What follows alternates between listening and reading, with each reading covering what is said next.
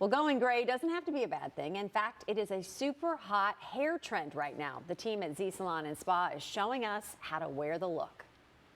Since COVID, a good number of people have been transitioning to their natural gray hair color. I want Valerie here at Z Salon and Spa talk a little bit more about it because, Valerie, it's been trending everywhere. We're seeing it all over social media.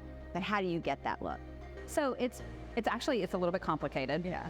But it looks easy. It looks like you're not just going to do anything anymore. If I had $1 for every time someone came in and said, can you just strip all this color off my hair? Take it out. And it would be wonderful if we could. But what we need to do, first of all, is we have to look at the hair and assess like the expectation level and where they're wanting to go with that gray. Are we wanting to 100% be gray? Are we just not looking at wanting to have that hard line of maintenance anymore? That's the very first step. Right. Then it's really nuanced and customized to the person because what works for one person may not work for another person. So we really have to dig in deep and see exactly the expectation level.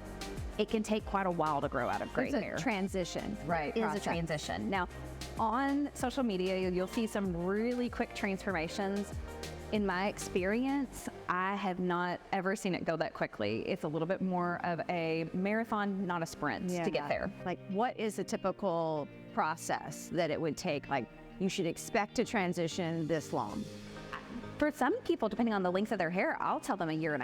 Yeah. To get it completely where it's its natural color. So that's not saying you might not grow out of that line and have to not have to touch that up all the time anymore, but you still may need some toner, some things to freshen it up, to keep it looking fresh and keep it looking healthy in the interim in between from going from color to natural. So what can you do kind of in the interim, or as you're trying to explore what might be kind of your new normal, what you might like? Can you do something that is a little bit of the natural mixed with a little bit of the color, right? Kind of combine the best of both worlds because you want it to look good on your skin tone. Absolutely. That's honestly one of the best ways I recommend it. To go quick a lot of times with chemical can create damage in the hair. And if we go slower and we create a mix between the color and transitioning out of the color where there's a little bit of both, it's easier on the hair. It takes longer, but the hair stays in better health and the condition is better. So we have some techniques where we do, like I said, some highlighting and some toning, sometimes adding some pepper pieces in and toning, depending on where your natural color is going into.